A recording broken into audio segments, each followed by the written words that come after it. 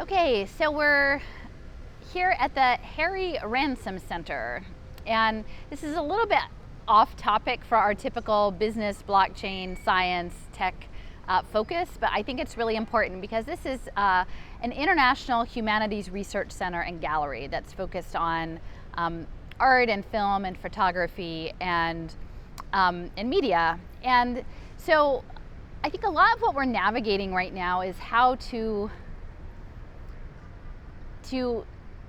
identify the stories that we're living in, how to make sense of the world that's around us in a way that's meaningful to us and empowers us. And there are a lot of different stories being woven out of the same information. And so part of what I try to do is model some storytelling that we can look at things that are really profoundly overwhelming and yet find a way through and find some possibility that other things will happen. And that's part of the whole Dandelion project we have going on here. But they would prefer that we live in their story, a story that they control. And you know, people understand media studies and programming that happens through consumption of all kinds of media, print media, visual media, motion pictures, and now we're moving into immersive reality with virtual reality, where they can use our senses to really literally sort of maybe hijack the story that we had imagined for ourselves and like push us into some other story that they're in control of. And that story might feel good to start with, but then it might turn dark pretty quickly, right? And we may not have control over that narrative storyline if we start living in a metaverse virtual reality storyline. And a lot of that is actually being pitched in schools as transmedia learning. That's a whole area where you're tracked in through technology in media across print, visual, immersive, all sorts of simulations that would be connected through a through storyline. And what does all of this have to do with the Ransom Center? Well, who is in control of the stories, right? At this center, when I was doing some of my research, I had stumbled into an organization called the Congress for Cultural Freedom. And the Congress of Cultural Freedom was constructed in the early years of the Cold War, post-World War II Europe. And the idea was to manage the stories, like manage the storytelling.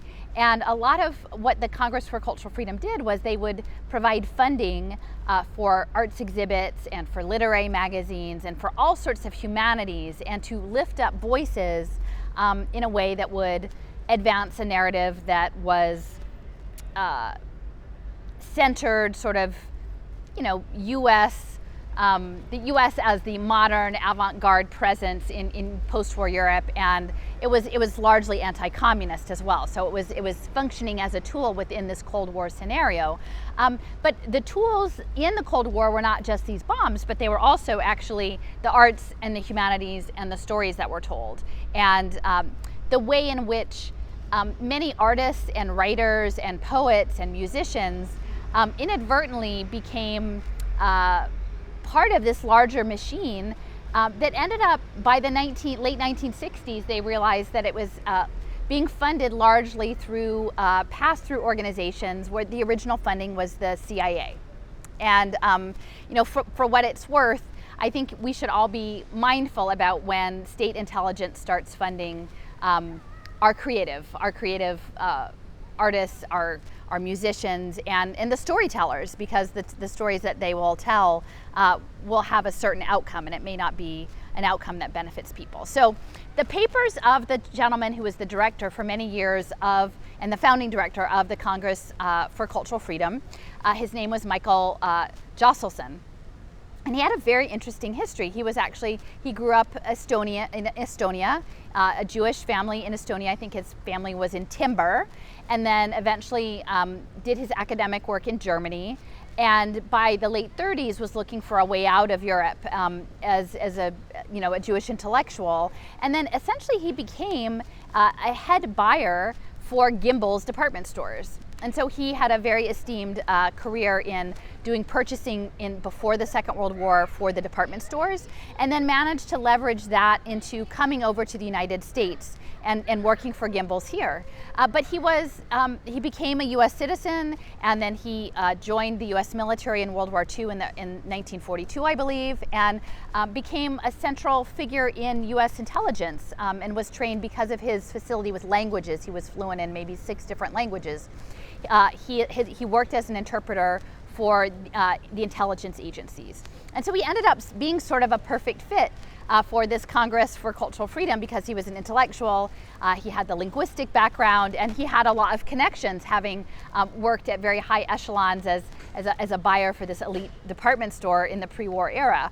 And so he was able to sort of dangle out favors, grants, items for people who were up and coming, and to bring them into the fold, all of which was telling a story that was about lifting up the U.S. presence in Europe and providing some bulwark against communism and this perception of totalitarianism.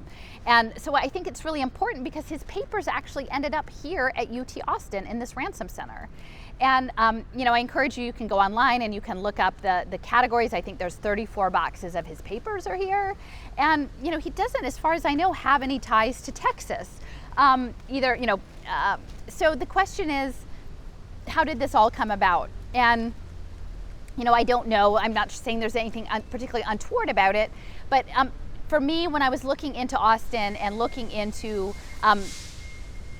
that we are living through information warfare, that is what we're in, and literature, the humanities, and arts are all storytelling mediums that are part of the information warfare strategy, and that we need to understand that a lot of the money flowing into arts is being used to influence how we see the world, and oftentimes are also becoming social impact verticals in the impact investing space.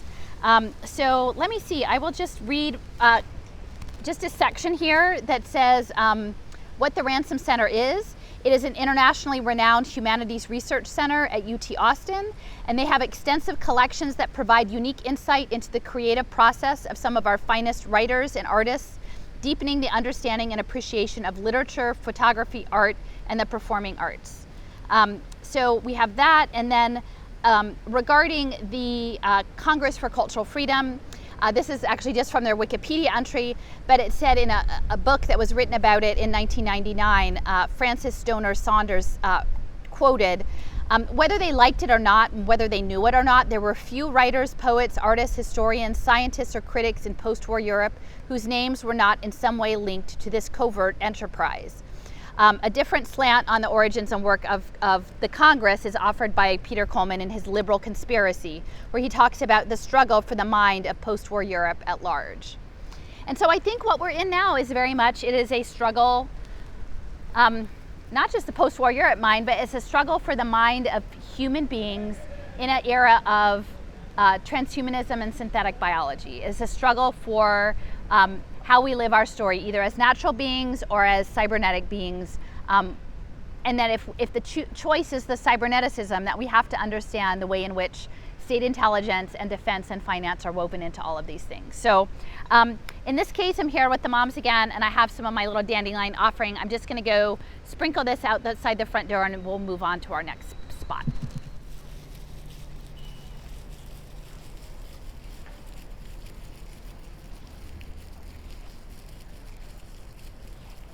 Little root here.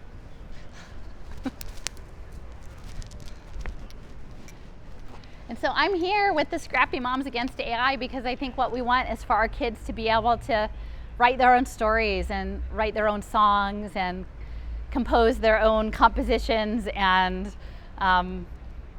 create their own plays and create their own films. And we don't want to live in the metaverse where it's not our story. It's not our story to be made. It's a choose your own adventure, but all the adventures lead to transhumanism.